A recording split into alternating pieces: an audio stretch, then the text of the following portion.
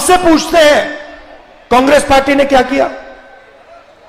केसीआर जी, जिस यूनिवर्सिटी में आप पढ़े, जिस कॉलेज में आप पढ़े, वो कांग्रेस पार्टी ने बनाया था। जिन सड़कों पे आप चलते हो, वो कांग्रेस पार्टी ने बनाया। मेट्रो पे तो आप जाते नहीं हो, आप सिर्फ हवाई जहाज पे उड़ते हो, ऑटो में, मेट्रो में जाते नहीं हो। जिस मेट्रो हैदराबाद में मेट्रो किसने बनाई? कांग्रेस पार्टी ने बनाई, हमने बनाई। जिस एयरपोर्ट में आप हवाई जहाज से विदेश जाते हो, वो एयरपोर्ट आपने नहीं बनाया केसीआर जी, वो एयरपोर्ट कांग्रेस पार्टी ने बनाया। और जिस हैदराबाद से आप करोड़ों रुपए चोरी करते हो, उस हैदराबाद को इंटरनेशनल सिटी, दुनिया का सबसे मशहूर आईटी सिटी कांग्रेस पार्टी ने बनाया केसीआर जी। बात समझिए आप। अब आपका टाइम खत्म हो गया यहां पे। अब बाय बाय केसीआर का टाइम आ गया है। कुछ ही दिन में केसीआर जी की यहां पे बाय बाय हो जाएगी। मेरे दो लक्ष्य हैं। सबसे पहला लक्ष्य, बड़ा लक्ष्य, जो मैंने आपको पहले कह दिया, मोहब्बत का देश है, देश में नफरत को मिटाने का मेरा पहला लक्ष्य। अब वो काम पूरा करने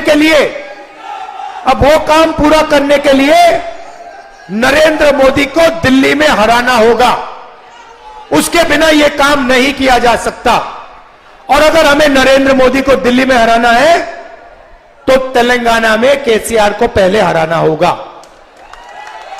भाइयों और बहनों, ये एक ही टीम है, ये 2-3 टीम नहीं है। यहां पे बीआरएस, बीजेपी और एमआईएम एक तीनों मिलकर काम करते हैं। तीनों मिलकर काम करते हैं। मुझे बता दो, आपके चीफ मिनिस्टर पे कौन से केस हैं? सीबीआई है उनके पीछे, ईडी उनके पीछे, इनकम टैक्स डिपार्टमेंट उनके पीछे नहीं। सबसे भ्रष्ट सरकार चलाते हैं, मगर ना एमआईएम के पीछे, ना चीफ मिनिस्टर के पीछे कोई ईडी, कोई सीबीआई, कोई इनकम टैक्स डिपार्टमेंट नहीं।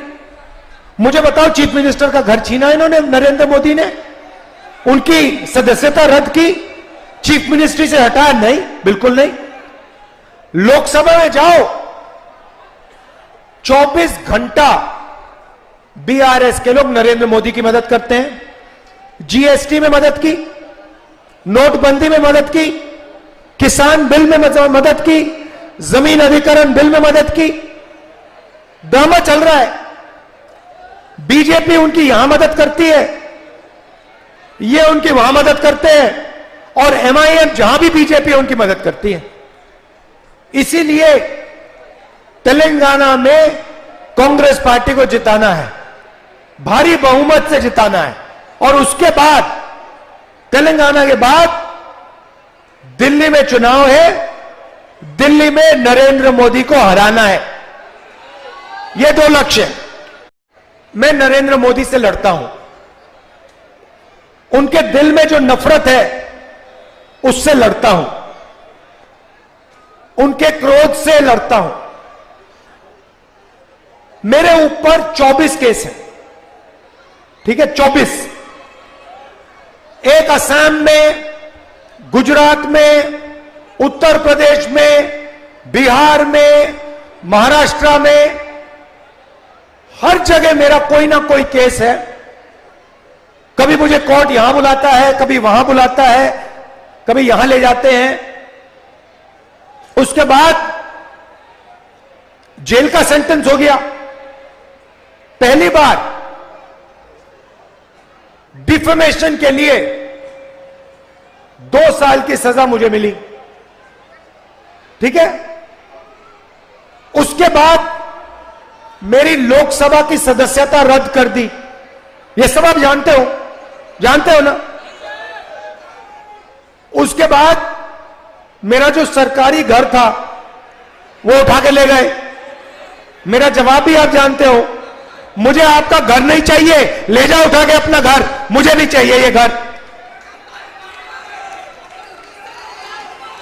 मेरा घर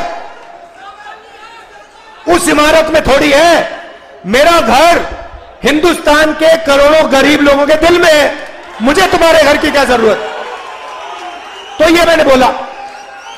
और ये लड़ाई जो है विचारधारा की है, मैं उनसे कॉम्प्रोमाइज कर ही नहीं सकता, सवाल ही नहीं उठ सकता।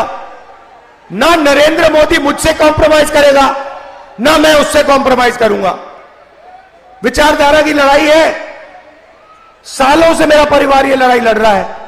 जवाहरलाल नेहरू, इंदिरा गांधी, राजीव गांधी, सोनिया गांधी, मैं और प्रियंका। अब मैं आपसे सवाल पूछना चाहता हूं, मेरे ऊपर 24 केस, ओवैसी के ऊपर कितने केस? एक भी केस नहीं। मेरे ऊपर ईडी, सीबीआई, जो भी एजेंसी है वो 24 घंटा मेरा पीछा करते रहती है। ओवैसी जी के पीछे कौन सी एजेंसी है? ना ईडी, ना सीबीआई, ना इनकम टैक्स।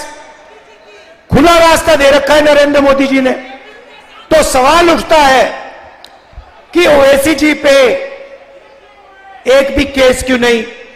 ओवैसी जी की सदस्यता रद्द क्यों नहीं हुई? ओवैसी जी का घर क्यों नहीं लिया गया? क्योंकि ओवैसी जी नरेंद्र मोदी की मदद करते हैं, सीधी सी बात है।